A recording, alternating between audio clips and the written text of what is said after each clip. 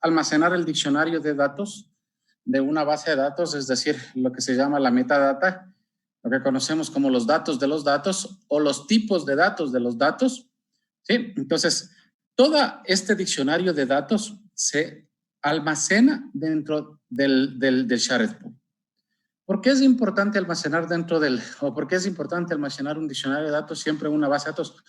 Porque un dato siempre depende del tipo de dato. Por ejemplo, si ustedes le dicen a una columna que sea de tipo entero, pues no puede o bota un error cuando ustedes mandan una cadena, ¿no es cierto? Un string. Sí, entonces, esto es muy importante. ¿Por qué? Porque de acuerdo a esto, en los sistemas gestores de base de datos me permite controlar lo que se inserta dentro de los datos, ¿sí? O dentro de las columnas, en este caso. ¿Estamos? La segunda funcionalidad que tiene el shared pool es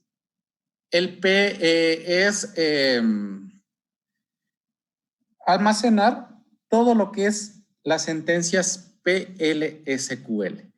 ¿A qué llamamos PL/SQL? Y a la programación lógica de SQL, ¿no es cierto? Es decir, triggers, procedimientos y funciones. Todos estos triggers, procedimientos y funciones se van directo a shared pool.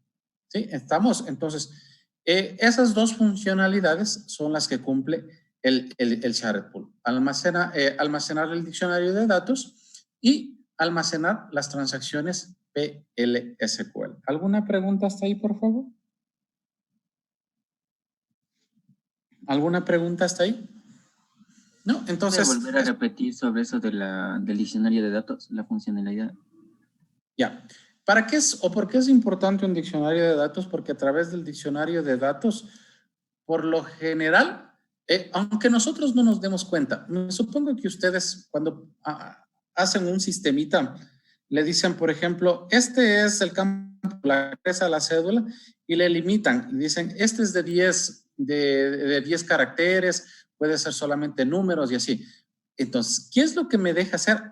Claro que ustedes están haciendo a nivel de programación, pero ¿quién es el que controla eso dentro del sistema gestor de base de datos? Es el diccionario de datos. El diccionario de datos es el que le dice, no, pues tú me dijiste que está un tipo entero y solamente puedes ingresar números, no puedes ingresar cadenas o strings, ¿sí? Entonces, ¿qué hace el diccionario de datos? Me controla internamente dentro de la base de datos el tipo de dato de cada columna. Entonces, eso es una funcionalidad muy importante, ¿no? Porque, por ejemplo, igual ustedes están programando y se olvidaron de controlar. Entonces, les aparece errores ni siquiera de programación, sino de base de datos que les dice, yo qué sé, campo de tipo string, campo de tipo entero. Entonces, ¿por qué? Porque ¿quién es el que está devolviendo eso? Es el diccionario de datos. Entonces, el diccionario de datos es muy importante dentro de un sistema gestor de base de datos porque controla los tipos de datos de las columnas o de las tablas, pongámoslo así. ¿Estamos claros?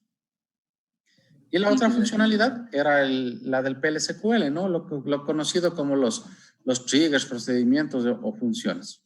¿Estamos? ¿Alguna pregunta, por favor, hasta ahí? ¿No? Ya, entonces, ahora sí vamos a seguir con la partecita de los... Tendrán 5 o 10 gigas que tal vez podrían tener toda la base en memoria. Está bien, no pasa nada, las lecturas serán muy rápidas. Pero ya en servidores de producción que pasan